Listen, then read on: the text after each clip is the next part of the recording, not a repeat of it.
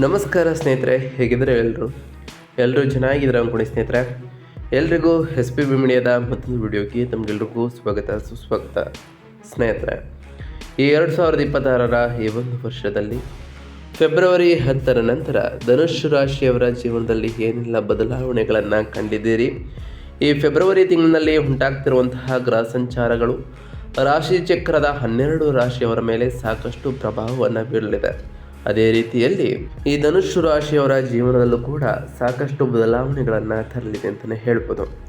ಹಾಗಾದರೆ ಈ ತಿಂಗಳ ಗ್ರಹ ಸಂಚಾರದಿಂದಾಗಿ ನಿಮ್ಮ ವೃತ್ತಿಯಲ್ಲಿ ಏನೆಲ್ಲ ಬದಲಾವಣೆಗಳನ್ನು ಕಂಡಿದ್ದೀರಿ, ಆರೋಗ್ಯ, ವೈವಾಹಿಕ ಜೀವನ, ಆರ್ಥಿಕ ಸ್ಥಿತಿ, ಕೌಟುಂಬಿಕ ಜೀವನ, ಅದರಲ್ಲಿ ಯಾವುದರಲ್ಲಿ ಅದೃಷ್ಟ ಇರಲಿದೆ, ಹಾಗೆಯೇ ಹಣಕಾಸಿನ ವಿಚಾರದಲ್ಲಿ ಧನಲಾಭವಿರಲಿದೆಯಾ, ಈ ಫೆಬ್ರವರಿ 10ರ ನಂತರ ಏನೆಲ್ಲ ಬದಲಾವಣೆಗಳನ್ನು ಕಂಡಿದ್ದೀರಿ, ಸಮಸ್ಯೆಗಳು ಇದ್ದರೆ ಇರುವಂತಹ ಸಮಸ್ಯೆಗಳಿಗೆ ಸರಳ ಪರಿಹಾರಗಳೇನು ಎಂಬುದನ್ನು ಕೂಡ ಇದೇ ವಿಡಿಯೋದಲ್ಲಿ ತಿಳಿಸ್ಕೊಂಡು ಹೋಗ್ತಾನೆ ಸ್ನೇಹಿತರೆ. ಆದ್ದರಿಂದ ವಿಡಿಯೋನ ಸ್ಕಿಪ್ ಮಾಡದೆ ಇದರಿಂದ ಕೊನೆ ತನಕ ನೋಡ್ತಾ ಬನ್ನಿ.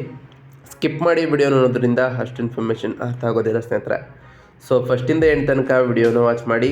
ಹಾಗೆ ನಮ್ಮ ಈ ವಿಡಿಯೋ ಇಷ್ಟ ಆಗಿತ್ತು ಅಂದರೆ ವಿಡಿಯೋಕ್ಕೆ ಒಂದು ಲೈಕ್ ಮಾಡಿ. ಯಾರೇನೂ ನಮ್ಮ ಚಾನಲ್ನ ಸಬ್ಸ್ಕ್ರೈಬ್ ಮಾಡ್ಕೊಂಡಿಲ್ಲ ಅವರು ಈಗಲೇ ಸಬ್ಸ್ಕ್ರೈಬ್ ಮಾಡ್ಕೊಳ್ಳಿ ಸ್ನೇಹಿತರೆ. ಸಬ್ಸ್ಕ್ರೈಬ್ ಮಾಡಿಕೊಂಡು ಪ್ರತಿನಿತ್ಯ ವಿಡಿಯೋನ ವಾಚ್ ಮಾಡ್ತಿರೋ ಅವರಿಗೆ ಥ್ಯಾಂಕ್ ಯು ಸೋ ಮಚ್ ಅಂತ ಹೇಳ್ತಾ, ಇನ್ನು ತಡ ಮಾಡೋದು ಬೇಡ ಸ್ನೇಹಿತರೆ. ಫೆಬ್ರವರಿ ತಿಂಗಳಿನಲ್ಲಿ ಧನುಸ್ಸು ರಾಶಿಯವರ ಭವಿಷ್ಯ ಹೇಗಿರಲಿದೆ ಎಂಬುದನ್ನು ಮೊದಲನೇದಾಗಿ ತಿಳ್ಕೊಳ್ತಾ ಬರೋಣ. ಹೌದು ಸ್ನೇಹಿತರೆ, ಆತ್ಮವಿಶ್ವಾಸ, ಸಂವಹನ ಮತ್ತು ಸಂಬಂಧಗಳ ಸಂಗಮದ ವಿಚಾರದಲ್ಲಿ ಸಾಕಷ್ಟು ಪ್ರಭಾವವನ್ನು ಈ ತಿಂಗಳು ಈ ರಾಶಿಯವರು ಕಾಣ್ತಾ ಹೋಗ್ತೀರಿ. ಫೆಬ್ರವರಿ 2026 ನಿಮಗೆ ಅತ್ಯಂತ ಚಟುವಟಿಕೆಯಿಂದ ಕೂಡಿದಂತಹ ತಿಂಗಳು ಅಂತಲೇ ಹೇಳ್ಬೋದು. ನಿಮ್ಮ ರಾಶಿ ಅಧಿಪತಿಯಾದಂತಹ ಗುರು 7ನೇ ಮನೆಯಲ್ಲಿ ಪ್ರಬಲವಾಗಿ ಕುಳಿತು ನಿಮ್ಮ ರಾಶಿಯ ಮೇಲೆ ಶುಭ ದೃಷ್ಟಿಯನ್ನು ಬೀರ್ತಿದ್ದಾರೆ. ಇದು ನಿಮ್ಮ ವ್ಯಕ್ತಿತ್ವ, ಸಕಾರಾತ್ಮಕತೆ ಮತ್ತು ರೋಗ ನಿರೋಧಕ ಶಕ್ತಿಯನ್ನು ಹೆಚ್ಚಿಸಲಿದೆ ಅಂತಲೇ ಹೇಳ್ಬೋದು. ಅದರಲ್ಲೂ ಅದೇ ಸಮಯದಲ್ಲಿ ನಿಮ್ಮ 3ನೇ ಮನೆಯಲ್ಲಿ ಅಂದರೆ ಕುಂಭ ರಾಶಿಯಲ್ಲಿ ಬೃಹತ್ ಗ್ರಹಗಳ ಸಮಾಗಮವೂ ಕೂಡ ಆಗ್ತಾ ಹೋಗ್ತದೆ. ಇದು ನಿಮ್ಮಲ್ಲಿನ ಧೈರ್ಯ, ಉಪಕ್ರಮ ಮತ್ತು ಸಂವಹನವನ್ನು ಸೂಚಿಸಲಿದ್ದು, ನೀವು ಸದಾ ಕೆಲಸದ ಕಾರ್ಯನಿಮಿತ್ತ ಓಡಾಡ್ತಿರ್ತೀರಿ, ಮೀಟಿಂಗ್ಗಳಲ್ಲಿ ಪಾಲ್ಗೊಳ್ತಾ ಹೋಗ್ತೀರಿ ಮತ್ತು ಜನಸಂಪರ್ಕ ಹೆಚ್ಚಿಸ್ಕೊಳ್ತೀರಿ. ನಿಮ್ಮ ಮಾತುಗಳ ಮೂಲಕ ಇತರರನ್ನು ಪ್ರಭಾವಿಸುವಂತಹ ಶಕ್ತಿಯೂ ಕೂಡ ಈ ರಾಶಿಯವರಿಗೆ ಬಹಳ ಉತ್ತುಂಗದಲ್ಲಿರಲಿದೆ ಅಂತಲೇ ಹೇಳ್ಬೋದು. ಇನ್ನು ಈ ಧನುಸ್ಸು ರಾಶಿಯವರಿಗೆ ಈ ತಿಂಗಳು ಇರುವಂತಹ ಪ್ರಮುಖ ಗ್ರಹ ಸಂಚಾರಗಳ ವಿಚಾರಕ್ಕೆ ಬರುವುದಾದರೆ, ಗುರು ನಿಮ್ಮ ರಾಶಿ ಅಧಿಪತಿ ಆಗಿರುವುದರಿಂದ 7ನೇ ಮನೆಯ ಮಿಥುನ ರಾಶಿಯಲ್ಲಿ ಗುರುವು ಇರಲಿದ್ದಾರೆ. ಹಾಗೆಯೇ ಈ ಗುರುವಿನ ಪ್ರಭಾವವು ವ್ಯಾಪಾರ ವೃದ್ಧಿ ಮತ್ತು ದಾಂಪತ್ಯ ಸುಖದ ಜೀವನದ ಮೇಲೆ ಸಾಕಷ್ಟು ಪ್ರಭಾವವನ್ನು ಬೀರಲಿದೆ ಅಂತಲೇ ಹೇಳ್ಬೋದು. ಇನ್ನು ಸೂರ್ಯಗ್ರಹದ ವಿಚಾರಕ್ಕೆ ಬರೋದಾದರೆ, 3ನೇ ಮನೆಯ ಕುಂಭ ರಾಶಿಯಲ್ಲಿ ಸೂರ್ಯರು ಇರಲಿದ್ದು ಧೈರ್ಯ ಮತ್ತು ಸರ್ಕಾರದ ಬೆಂಬಲದ ವಿಚಾರದಲ್ಲಿ ಸಾಕಷ್ಟು ಪ್ರಭಾವವನ್ನು ಸೂರ್ಯನು ಬೀರಲಿದ್ದಾರೆ. ಇನ್ನು ಮಂಗಳ ಗ್ರಹದ ವಿಚಾರಕ್ಕೆ ಬರೋದಾದರೆ, 2ನೇ ಮನೆಯ ನಂತರ 3ನೇ ಮನೆಗೆ ರಾಶಿ ಬದಲಾವಣೆಯನ್ನು ಮಾಡಿರ್ತಕ್ಕಂತಹ ಮಂಗಳನು ಆರ್ಥಿಕ ಲಾಭದ ಮಾತು, ನಂತರದ ಧೈರ್ಯದ ಹೆಜ್ಜೆಗೆ ಹೆಚ್ಚಿನ ಬೆಂಬಲವನ್ನು ಕೊಡೋ ಕಾರಣ ಸಾಕಷ್ಟು ಪ್ರಭಾವವನ್ನು ಈ ವಿಚಾರದಲ್ಲಿ ಮಂಗಳನ ವಿಚಾರದಲ್ಲಿ ಕಾಣ್ತಾ ಹೋಗ್ತೀರಿ. ಇನ್ನು ಶನಿಗ್ರಹದ ವಿಚಾರಕ್ಕೆ ಬರೋದಾದರೆ, 4ನೇ ಮನೆಯ ಮೀನ ರಾಶಿಯಲ್ಲಿ ಶನಿಯು ಇರಲಿದ್ದು ಕೌಟುಂಬಿಕ ಒತ್ತಡ, ಆಸ್ತಿ ವ್ಯವಹಾರದಲ್ಲಿ ವಿಳಂಬ, ಈ ರೀತಿಯ ಅಂಶಗಳ ಮೇಲೆ ಸಾಕಷ್ಟು ಪ್ರಭಾವವನ್ನು ಶನಿಯು ನೀಡಲಿದ್ದಾರೆ ಅಂತಲೇ ಹೇಳ್ಬೋದು. ಇನ್ನು ಬುಧ ಗ್ರಹದ ವಿಚಾರಕ್ಕೆ ಬರೋದಾದರೆ, 3ನೇ ಮನೆಯ ಕುಂಭ ರಾಶಿಯಲ್ಲಿ ಬುಧನು ಇರಲಿದ್ದು ಬರಹ, ಮಾಧ್ಯಮ ಮತ್ತು ಕಿರು ಪ್ರಯಾಣದ ವಿಚಾರಗಳ ಮೇಲೆ ಸಾಕಷ್ಟು ಪ್ರಭಾವವನ್ನು ಬೀರಲಿದ್ದಾರೆ ಅಂತಲೇ ಹೇಳ್ಬೋದು. ಇನ್ನು ಈ ರಾಶಿಯವರು ಈ ಫೆಬ್ರವರಿ 10ರ ನಂತರ ಏನೆಲ್ಲ ಬದಲಾವಣೆಯನ್ನು ಕಾಣಲಿದ್ದೀರಿ ಅನ್ನೋದ್ರ ವಿಚಾರಕ್ಕೆ ಬರೋದಾದರೆ, ಮೊದಲನೇದಾಗಿ ವೃತ್ತಿ ಮತ್ತು ವ್ಯವಹಾರದಲ್ಲಿ ಏನೆಲ್ಲ ಬದಲಾವಣೆಯನ್ನು ಕಂಡಿದ್ದೀರಿ ಅಂತ ಬರೋದಾದರೆ, ಈ ಫೆಬ್ರವರಿ ತಿಂಗಳು ಈ ಧನುಸ್ಸು ರಾಶಿಯವರಿಗೆ ಮಾಧ್ಯಮ, ಪತ್ರಿಕೋದ್ಯಮ, ಮಾರಾಟ, ಮಾರ್ಕೆಟಿಂಗ್ ಮತ್ತು IT ರಂಗದಲ್ಲಿ ಕೆಲಸ ಮಾಡ್ತಿರುವವರಿಗೆ ಅದ್ಭುತವಾದಂತಹ ತಿಂಗಳು ಆಗಿತ್ತು. ಅದರಲ್ಲೂ 3ನೇ ಮನೆಯ ಗ್ರಹಗತಿಗಳು ನಿಮ್ಮ ಸಂವಹನ ಕೌಶಲ್ಯವನ್ನು ಹೆಚ್ಚಿಸ್ತಾ ಬಂದಿದೆ. ಪ್ರೆಸೆಂಟೇಷನ್ ನೀಡುವುದಾಗಲಿ ಅಥವಾ ಹೊಸ ಪ್ರಸ್ತಾವನೆ ಸಿದ್ಧಪಡಿಸುವುದಾಗಲಿ ನೀವು ಯಶಸ್ವಿಯಾಗ್ತಾ ಹೋಗ್ತೀರಿ. ಸಮಾಜದಲ್ಲಿ ನಿಮ್ಮ ಪ್ರಭಾವವು ಕೂಡ ಹೆಚ್ಚಾಗಲಿದೆ ಸ್ನೇಹಿತರೆ. ಅದರಲ್ಲೂ ಈ ರಾಶಿಯ ವ್ಯಾಪಾರಸ್ಥರಿಗೆ ಈ ಫೆಬ್ರವರಿ 10ರ ನಂತರ 7ನೇ ಮನೆಯ ಗುರುವು ಭರ್ಜರಿ ಲಾಭವನ್ನು ತಂದುಕೊಡಲಿದ್ದಾರೆ ಅಂತಲೇ ಹೇಳ್ಬೋದು. ಹೊಸದಾಗಿ ಆರಂಭಿಸುವಂತಹ ಪಾಲುದಾರಿಕೆಗಳು ಲಾಭದಾಯಕವಾಗಿರ್ತದೆ. ಪ್ರಮುಖ ಒಪ್ಪಂದಗಳಲ್ಲಿ ನೀವು ಸಹಿ ಹಾಕುವ ಸಾಧ್ಯತೆಗಳು ಕೂಡ ಇರಲಿದೆ. ಇದರಿಂದ ಹೆಚ್ಚಿನ ಧನಲಾಭವನ್ನು ಕೂಡ ಕಾಣ್ತಾ ಹೋಗ್ತೀರಿ. ಆದರೆ 4ನೇ ಮನೆಯಲ್ಲಿರುವಂತಹ ಶನಿಯು ಸ್ಥಿರಾಸ್ತಿ ಅಥವಾ ನಿರ್ಮಾಣ ರಂಗದಲ್ಲಿರುವವರಿಗೆ ಕೆಲಸದ ವೇಗವನ್ನು ಸ್ವಲ್ಪ ತಗ್ಗಿಸಬಹುದು. ಅದರಿಂದ ಬಹಳ ತಾಳ್ಮೆಯಿಂದ ಇರುವುದು ಈ ಟೈಮ್ನಲ್ಲಿ ಮುಖ್ಯ ಈ ರಾಶಿಯವರಿಗೆ ಅಂತಲೇ ಹೇಳ್ಬೋದು. ಇನ್ನು ಈ ರಾಶಿಯವರ ಹಣಕಾಸಿನ ವಿಚಾರದ ಬಗ್ಗೆ ಮಾತನಾಡ್ತಾ ಬರೋದಾದರೆ, ಆರ್ಥಿಕವಾಗಿ ಪರಿಸ್ಥಿತಿ ಸ್ಥಿರವಾಗಿದ್ದು ಈ ತಿಂಗಳಿನಲ್ಲಿ ಪ್ರಗತಿಯ ಹಾದಿಯಲ್ಲಿ ಇದ್ದೀರಿ ಅಂತಲೇ ಹೇಳ್ಬೋದು. ಗುರುವು ನಿಮ್ಮ 11ನೇ ಮನೆಯಲ್ಲಿ ಅಂದರೆ ಲಾಭದ ಸ್ಥಾನದಲ್ಲಿ ನೋಡುವ ಕಾರಣ ಜನಸಂಪರ್ಕದ ಮೂಲಕ ಹಣ ಹರಿದು ಬರಲಿದೆ. ತಿಂಗಳ ಮೊದಲ 3 ವಾರಗಳಲ್ಲಿ ಮಂಗಳನು 2ನೇ ಮನೆಯಲ್ಲಿ ಇರುವುದರಿಂದ ಹಣವು ಗಳಿಸುವಂತಹ ಹಂಬಲವೂ ಕೂಡ ನಿಮ್ಮಲ್ಲಿ ಹೆಚ್ಚಾಗಲಿದೆ. ಆದರೆ ಕುಟುಂಬಕ್ಕಾಗಿ ಅತಿಯಾದ ಖರ್ಚು ಮಾಡುವಂತಹ ಸಾಧ್ಯತೆಯೂ ಕೂಡ ಇರಲಿದೆ ಅಂತಲೇ ಹೇಳ್ಬೋದು. ಒಡ ಹುಟ್ಟಿದವರಿಂದ ಅಥವಾ ಆನ್ಲೈನ್ ವ್ಯವಹಾರಗಳಿಗೆ ಲಾಭಗಳು ಕೂಡ ಸಿಗಲಿದೆ. ನೀವು ಫ್ರೀಲಾನ್ಸರ್ ಅಥವಾ ಕಂಟೆಂಟ್ ಕ್ರಿಯೇಟರ್ ಆಗಿದ್ದರೆ ಆದಾಯದಲ್ಲಿ ಭಾರಿ ಏರಿಕೆಯನ್ನು ಕಾಣಲಿದ್ದೀರಿ ಅಂತಲೇ ಹೇಳ್ಬೋದು. ಆದರೆ ಆಸ್ತಿ ವ್ಯವಹಾರದಲ್ಲಿ ಹೂಡಿಕೆ ಮಾಡುವಾಗ ಬಹಳ ಜಾಗರೂಕರಾಗಿ ಇರಬೇಕು. ಏಕೆಂದರೆ 4ನೇ ಮನೆಯ ಶನಿಯು ಮನೆ ಅಥವಾ ಭೂಮಿಯ ವ್ಯವಹಾರಗಳಲ್ಲಿ ಹಣ ಸಿಲುಕಿಕೊಳ್ಳುವಂತಹ ಸೂಚನೆಯನ್ನು ನೀಡುತ್ತಿದ್ದಾರೆ.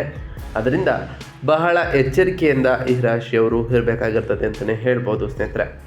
ಇನ್ನು ಈ ಧನುಸ್ಸು ರಾಶಿಯವರಿಗೆ ಆರೋಗ್ಯ ಮತ್ತು ಕ್ಷೇಮದ ವಿಚಾರದಲ್ಲಿ ಏನೆಲ್ಲ ಬದಲಾವಣೆಯನ್ನು ಕಾಣಲಿದ್ದೀರಿ ಈ ಫೆಬ್ರವರಿ 10 ಅಂತ ನೋಡೋದಾದರೆ, ಗುರುವಿನ ಶುಭ ದೃಷ್ಟಿ ನಿಮ್ಮ ಮೇಲೆ ಇರುವುದರಿಂದ ಆರೋಗ್ಯವು ಸಾಮಾನ್ಯವಾಗಿ ಉತ್ತಮವಾಗಿರ್ತದೆ. ಆದರೆ 3ನೇ ಮನೆಯ ಅತಿಯಾದ ಪ್ರಭಾವದಿಂದ ಭುಜ, ತೋಳು ಅಥವಾ ಕಿವಿಗಳಿಗೆ ಸಂಬಂಧಪಟ್ಟಂತಹ ಸಣ್ಣ ಪುಟ್ಟ ಸಮಸ್ಯೆಗಳು ಕಾಣಿಸಿಕೊಳ್ಬೋದು. ಅದರಲ್ಲೂ 4ನೇ ಮನೆಯ ಶನಿಯು ಈ ತಿಂಗಳು ಮುಖ್ಯ ಕಾಳಜಿಯ ವಿಷಯವಾಗಿರಲಿದ್ದು, ಇದು ಮಾನಸಿಕ ಆತಂಕ ಅಥವಾ ಎದೆಗೆ ಭಾಗದ ಒಂದು ರೀತಿಯ ಭಾರವನ್ನು ಉಂಟು ಮಾಡಬಹುದು. ಮನೆಯ ವಾತಾವರಣವು ಸ್ವಲ್ಪ ನಿಮ್ಮನ್ನು ಕಟ್ಟಿ ಹಾಕಿದಂತೆ ಅನಿಸ್ಬೋದು ಸ್ನೇಹಿತರೆ. ಕೆಲಸದ ಒತ್ತಡದಿಂದ ತಿಂಗಳ ಅಂತ್ಯದಲ್ಲಿ ಸುಸ್ತಾಗುವಂತಹ ಸಾಧ್ಯತೆಯೂ ಕೂಡ ಇರಲಿದೆ. ಆದ್ದರಿಂದ ನಿಯಮಿತವಾಗಿ ವಿಶ್ರಾಂತಿಯನ್ನು ಪಡಿತಾ ಬನ್ನಿ. ಸಾಕಷ್ಟು ಬದಲಾವಣೆಗಳನ್ನು ಕಾಣ್ತಾ ಬರ್ತೀರಿ. ಸರಿಯಾದಂತಹ ಸಮಯಕ್ಕೆ ನಿದ್ರೆಯನ್ನು ಮಾಡಿ. ಹಾಗೆಯೇ ನಿಮ್ಮ ಜೀವನದಲ್ಲಿ ವ್ಯಾಯಾಮ ಮತ್ತು ಧ್ಯಾನಕ್ಕೆ ಒಂದಿಷ್ಟು ಸಮಯವನ್ನು ಮೀಸಲಿಡಿ ಅಂತಲೇ ಹೇಳ್ಬೋದು ಸ್ನೇಹಿತರೆ. ಇನ್ನು ಈ ರಾಶಿಯವರ ಕುಟುಂಬ ಮತ್ತು ಸಂಬಂಧಗಳ ವಿಚಾರಕ್ಕೆ ಬರೋದಾದರೆ, ಕೌಟುಂಬಿಕ ಜೀವನದಲ್ಲಿ ಅತ್ಯಂತ ಅತ್ಯುತ್ತಮವಾದಂತಹ ಸಮಯ ಅಂತಲೇ ಹೇಳ್ಬೋದು ಈ ಫೆಬ್ರವರಿ 10 ನಂತರ. 7ನೇ ಮನೆಯಲ್ಲಿರುವಂತಹ ಗುರು ದಂಪತಿಗಳ ನಡುವಿನ ಎಲ್ಲ ಭಿನ್ನಾಭಿಪ್ರಾಯಗಳನ್ನು ನಿವಾರಿಸಲಿದ್ದಾರೆ. ಪರಸ್ಪರ ತಿಳುವಳಿಕೆಗಳು ಕೂಡ ಹೆಚ್ಚಾಗಲಿದ್ದು ಗುಣಮಟ್ಟದ ಸಮಯವನ್ನು ಕೂಡ ಕಳೆದು ಹೋಗ್ತೀರಿ. ಅವಿವಾಹಿತರಿಗೆ ನೆರೆಯವರ ಅಥವಾ ಒಡ ಹುಟ್ಟಿದವರ ಮೂಲಕ ವಿವಾಹದ ಪ್ರಸ್ತಾಪ ಬರುವಂತಹ ಸಾಧ್ಯತೆ ಇದೆ. ಆದರೆ ಒಡ ಹುಟ್ಟಿದವರೊಂದಿಗೆ ಸಂಬಂಧ ಸ್ವಲ್ಪ ನಾಜೂಕಾಗಿ ಇರಬೇಕು. 3ನೇ ಮನೆಯಲ್ಲಿ ಪಾಪಗ್ರಹಗಳ ಸಂಚಾರವಿರುವ ಕಾರಣ ತಿಂಗಳ ಅಂತ್ಯದಲ್ಲಿ ಕಿರಿಯ ಸಹೋದರ ಅಥವಾ ಸಹೋದರಿಯೊಂದಿಗೆ ವಾಗ್ವಾದವೂ ಕೂಡ ನಡೆಯಬಹುದು ಸ್ನೇಹಿತರೆ. 4ನೇ ಮನೆಯಲ್ಲಿ ಶನಿ ಇರುವುದರಿಂದ ತಾಯಿಯ ಆರೋಗ್ಯದ ಬಗ್ಗೆ ಬಹಳಷ್ಟು ಕಾಳಜಿಯನ್ನು ವಹಿಸಬೇಕು. ಮನೆಯ ಶಾಂತಿಗಾಗಿ ಸ್ವಲ್ಪ ಹೊಂದಾಣಿಕೆ ಮಾಡಿಕೊಳ್ಳುವುದು ಈ ರಾಶಿಯವರಿಗೆ ಅನಿವಾರ್ಯ ಅಂತಲೇ ಹೇಳ್ಬೋದು.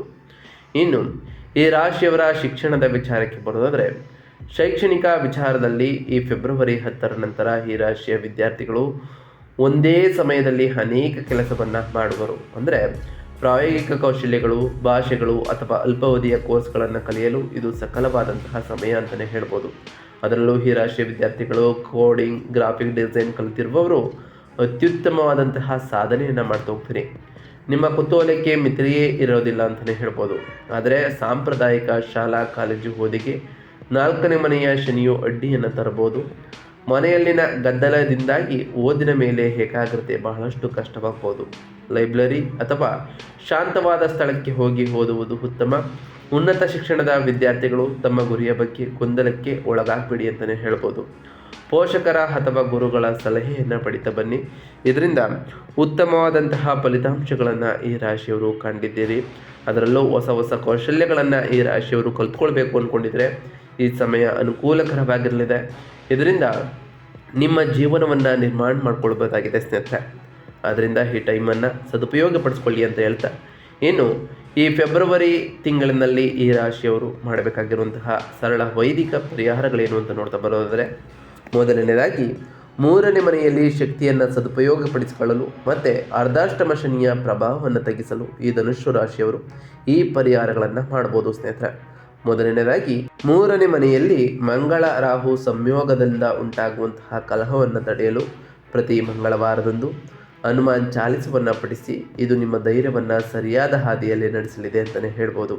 ಹಾಗೆಯೇ 4ನೇ ಮನೆಯ ಶನಿಯ ಶಾಂತಿಗಾಗಿ ವೃದ್ಧರಿಗೆ ಅಥವಾ ನಿಮ್ಮ ಪೋಷಕರಿಗೆ ಸೇವೆಯನ್ನು ಮಾಡಿ ಅವರಿಗೆ ಬೇಕಾದಂತಹ ಅಗತ್ಯ ವಸ್ತುಗಳನ್ನು ಒದಗಿಸಿ ಅಂತಲೇ ಹೇಳ್ಬೋದು. ಹಾಗೆಯೇ ಬಡವರಿಗೆ ನಿಮ್ಮ ಕೈಲಾದಷ್ಟು ಸಹಾಯವನ್ನು ಮಾಡಿ.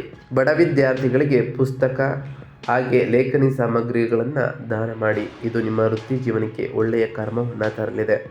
ಇನ್ನು ಈ ರಾಶಿಯವರು ನಿಮ್ಮ ರಾಶಿ ಅಧಿಪತಿಯಾದಂತಹ ಗುರುವಿನ ಬಲವನ್ನು ಹೆಚ್ಚಿಸಲು ಪ್ರತಿದಿನ ಓಂ ನಮೋ ಭಗವತಿ ವಾಸುದೇವಾಯ ನಮಃ ಎಂಬ ಮಂತ್ರವನ್ನು ಜಪಿಸಿ. ಇದು 7ನೇ ಮನೆಯ ಗುರುವಿನ ಶುಭ ಫಲಗಳನ್ನು ಇನ್ನಷ್ಟು ದ್ವಿಗುಣಗೊಳಿಸ್ತಾ ಹೋಗ್ತದೆ. ಪ್ರತಿ ಶನಿವಾರದಂದು ಓಂ ಶಂ ಶನೈಶ್ವರಾಯ ನಮಃ ಎಂಬ ಮಂತ್ರವನ್ನು ಜಪಿಸಿ. ಸಾಧ್ಯವಾದರೆ ಶನಿದೇವರ ದೇವಾಲಯಕ್ಕೆ ತೆರಳಿ ಶನಿದೇವರಿಗೆ ಪ್ರಿಯವಾಗಿರುವಂತಹ ಕಪ್ಪು ಎಳ್ಳಿನ ಬತ್ತಿಯನ್ನು ಹಚ್ಚೋದ್ರಿಂದ ಸಾಕಷ್ಟು ಬದಲಾವಣೆಗಳನ್ನು ನಿಮ್ಮ ಜೀವನದಲ್ಲಿ ಕಾಣಬಹುದಾಗಿದೆ ಸ್ನೇಹಿತರೆ. ಪ್ರತಿ ಗುರುವಾರದಂದು ಓಂ ಗುರುಭ್ಯೋ ನಮಃ ಎಂಬ ಮಂತ್ರವನ್ನು ಜಪಿಸುವುದರ ಜೊತೆಗೆ ಗುರುಗಳು ಮತ್ತು ಹಿರಿಯರ ಆಶೀರ್ವಾದವನ್ನು ಪಡೆದುಕೊಳ್ಳಿ. ನಿಮ್ಮ ಕೈಲಾದಷ್ಟು ಬಡವರಿಗೆ ದಾನವನ್ನು ಮಾಡಿ ಸ್ನೇಹಿತರೆ. ಪ್ರತಿ ಶುಕ್ರವಾರದಂದು ತಾಯಿ ಜಗನ್ಮಾತೆಯಾದಂತಹ ಲಕ್ಷ್ಮೀದೇವಿಗೆ ಪೂಜೆಯನ್ನು ಸಲ್ಲಿಸಿ. ಲಕ್ಷ್ಮೀದೇವಿಗೆ ಪ್ರಿಯವಾಗಿರುವಂತಹ ಬಿಳಿ ಹೂಗಳನ್ನು ಅರ್ಪಿಸಿ ಪೂಜೆಯನ್ನು ಸಲ್ಲಿಸೋದ್ರಿಂದ ನಿಮ್ಮ ಜೀವನದಲ್ಲಿ ಸಾಕಷ್ಟು ಬದಲಾವಣೆಗಳನ್ನು ಕಾಣಬಹುದಾಗಿದೆ ಸ್ನೇಹಿತರೆ. ನಾವು ತಿಳಿಸ್ಕೊಟ್ಟಿರುವಂತಹ ಈ ಎಲ್ಲ ಸರಳ ಪರಿಹಾರಗಳನ್ನು ಈ ರಾಶಿಯವರು ಮಾಡಿದ್ದೇ ಆದರೆ ನಿಮ್ಮ ಜೀವನದಲ್ಲಿ ಸಾಕಷ್ಟು ಬದಲಾವಣೆಗಳನ್ನು ಕಾಣ್ತಾ ಬರ್ತೀರಿ. ನೀವು ಅಂದುಕೊಂಡಿರುವಂತಹ ಕಾರ್ಯಗಳು ಕೂಡ ಯಾವುದೇ ಅಡೆತಡೆ ಇಲ್ಲದೆ ನೆರವೇರ್ತಾ ಬರ್ತದೆ ಸ್ನೇಹಿತರೆ. ಇದಾಗಿತ್ತು ಇವತ್ತಿನ ಒಂದು ವಿಡಿಯೋ ಸ್ನೇಹಿತರೆ. ವಿಡಿಯೋ ಇಷ್ಟ ಆಗಿತ್ತು ಅಂದರೆ ವಿಡಿಯೋಕ್ಕೆ ಒಂದು ಲೈಕ್ ಮಾಡಿ. ಯಾರೇನು ನಮ್ಮ ಚಾನಲ್ನ ಸಬ್ಸ್ಕ್ರೈಬ್ ಮಾಡ್ಕೊಂಡಿಲ್ಲ ಅವರು ಈಗಲೇ ಸಬ್ಸ್ಕ್ರೈಬ್ ಮಾಡ್ಕೊಂಡು ಪ್ರತಿನಿತ್ಯ ವಿಡಿಯೋನ ವಾಚ್ ಮಾಡ್ತಿರೋರಿಗೆ ಥ್ಯಾಂಕ್ ಯು ಸೋ ಮಚ್ ಅಂತ ಹೇಳ್ತಾ, ಹಾಗೆ ಕಮೆಂಟ್ನಲ್ಲಿ ಓಂ ಶನೈಶ್ವರಾಯ ನಮಃ, ಓಂ ಗುರುಭ್ಯೋ ನಮಃ, ಓಂ ಲಕ್ಷ್ಮೀನಾರಾಯಣಾಯ ನಮಃ ಎಂದು ಕಮೆಂಟ್ ಮಾಡಿ ಸ್ನೇಹಿತರೆ. ಆ ಶನಿದೇವರು ಲಕ್ಷ್ಮೀನಾರಾಯಣ ಗುರುದೇವ ನಿಮಗೆ ಆಯುಷ್ಯ ಆರೋಗ್ಯ ಸಮೃದ್ಧಿಗಳನ್ನು ಕೊಟ್ಟು ಕಾಪಾಡಲಿ.